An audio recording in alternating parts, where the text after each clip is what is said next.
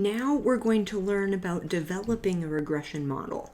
So when we're actually creating regression models, we're going to really rely on the regression tool in the data analysis tab in Excel.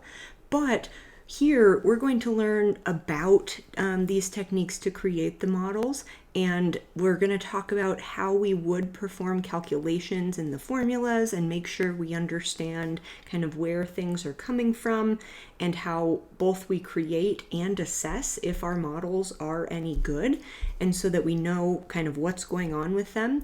But we're mostly, when we do regression, we're going to be using that data analysis tool in Excel. So, like we've talked about, we have some sample data and we want to create a line that's close to all of our data points. And for now, at the moment, we're not going to get into exactly what I mean by that. So we want a line that's kind of on average close to all of our points. And regression analysis enables us to describe a straight line that best fits the data. So it's a good fit, isn't some line that's far away from everything. And if we're doing what's called simple regression analysis, there's one independent variable, so one x, and we have a line that's in 2 dimensions, like this example. So here I have one x, and I'm using it to predict one y, and so my line is in 2 dimensions. But I might want to use more than one independent variable to try to describe or predict my y value. Let's say I want to predict the price that a home will sell for. So maybe my x could be square footage, and maybe as square footage goes up, maybe the selling price tends to go up as well. But maybe if I had more variables, such as the number of bedrooms, the number of bathrooms, and the square footage, maybe I could use those to create a different model to predict my selling price. So when I have more than one independent variable, I'm doing multiple regression analysis, and my linear regression model is still going to be a line, but it's going to be a line kind of in higher dimensions that we might not be able to picture as easily. So the line that we get, that's our model, we have this y hat, that's the predicted y value given all of the x's in the model. So for any given point, the actual y value of a particular point might not be on that line, but that line is giving us a predicted y value. And then I have all of these x's, x1, x2, and so on in my model. So those are the independent variables.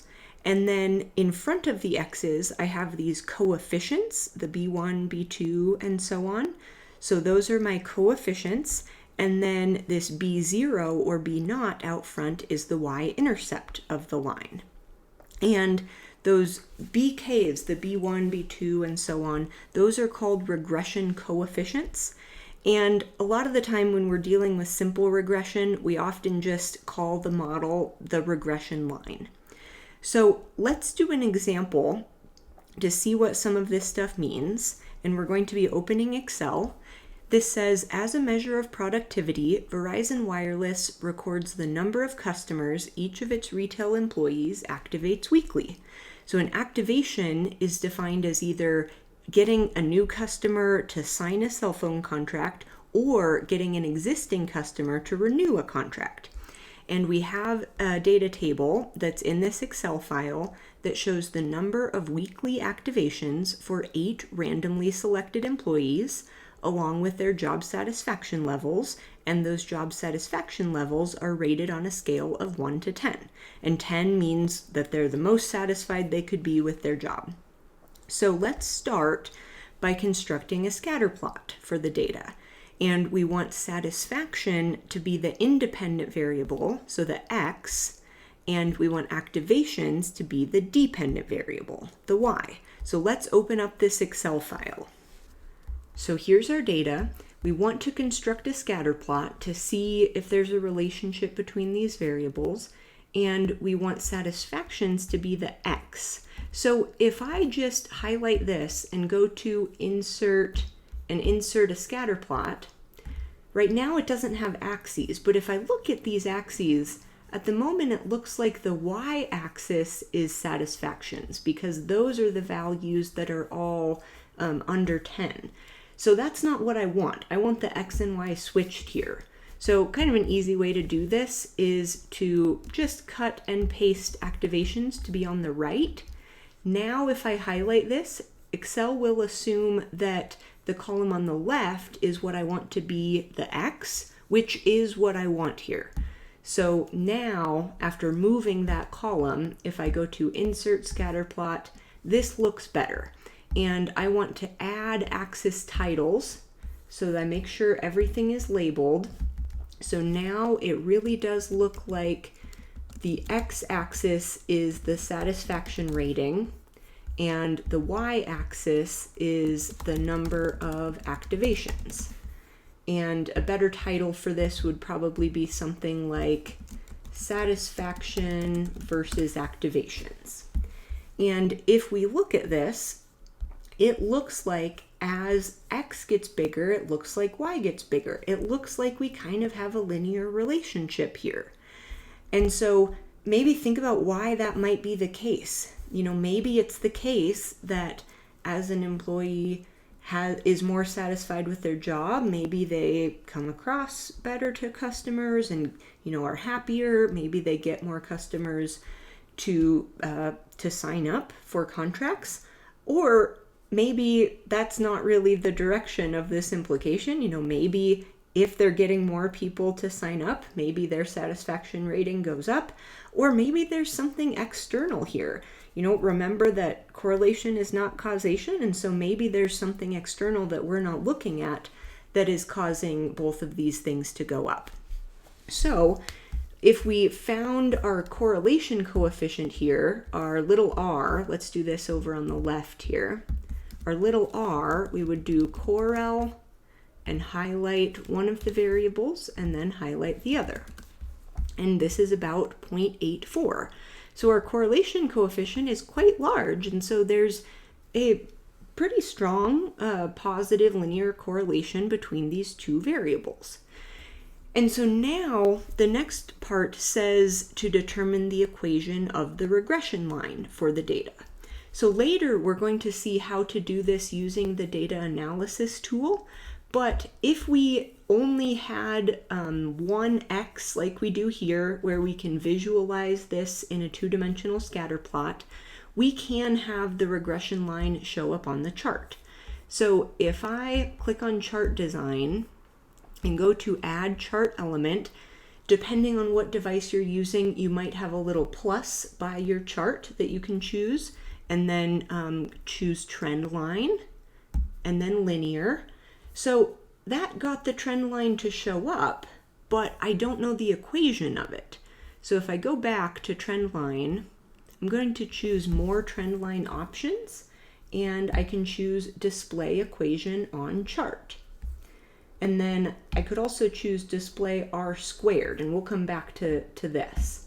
But if I look at this, I'm going to move this up a little bit so we can more easily see what this is showing us. So this is showing us that our regression model it just says y, but really this should be our y hat. This is our predicted y value using the line. This is about 6.919 times x minus 23.468. And that coefficient and the intercept, those are rounded, but this is an approximation of our regression model, our linear regression model. And then you might notice that r squared value. So if I go back to my little r, if I square it, let's see what we get. Turns out we get that value right there. And so we'll come back again to what this means here, but we're noticing lots of different pieces. And something else I want to mention is this y hat, the slope of this line is that 6.919. So that's the coefficient on the x, that's the slope. And that's positive, and because that's positive, our r should also be positive because we have this positive linear relationship. Those values aren't the same, but if one's positive, the other should be positive. But let's think about what this slope means.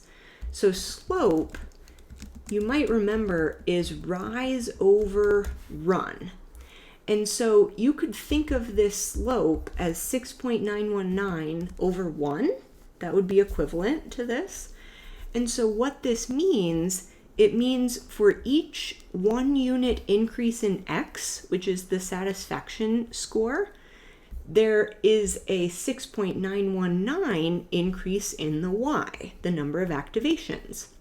So this slope is telling us how much the Y goes up for a 1 unit increase in the X, which can be helpful to know as we're trying to understand what this means.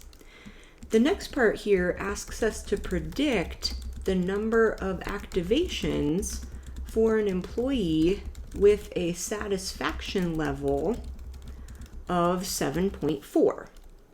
Okay, so that means that our X is 7.4 and we want to predict the Y. So to do that, we would use our regression line and plug in 7.4 for X. So we would do 6.919 times the X, which is 7.4, minus our intercept, which is 23.468. So this is the predicted number of activations for that employee with that satisfaction rating. So maybe we would round up to 28 activations.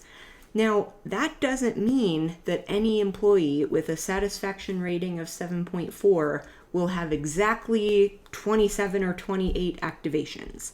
This is just a prediction using this model, using this linear regression line. The reality, the actual Y value might be different. This is just what we would predict using our model. And we already found the correlation coefficient for this sample. And so what we could do next is try to figure out what we could say about rho. So the next part asks us to test to see if that population correlation coefficient rho is non-zero. So let's test to see if we have enough evidence to conclude that this is non-zero. So our R is non-zero, our R is positive. Let's try to see if rho is non-zero. Actually, let's go ahead and test to see if we can say that rho is positive, since our R is positive. Okay, and it says to use an alpha of 0.1. Okay, so we have our R. Let's see, we need our N.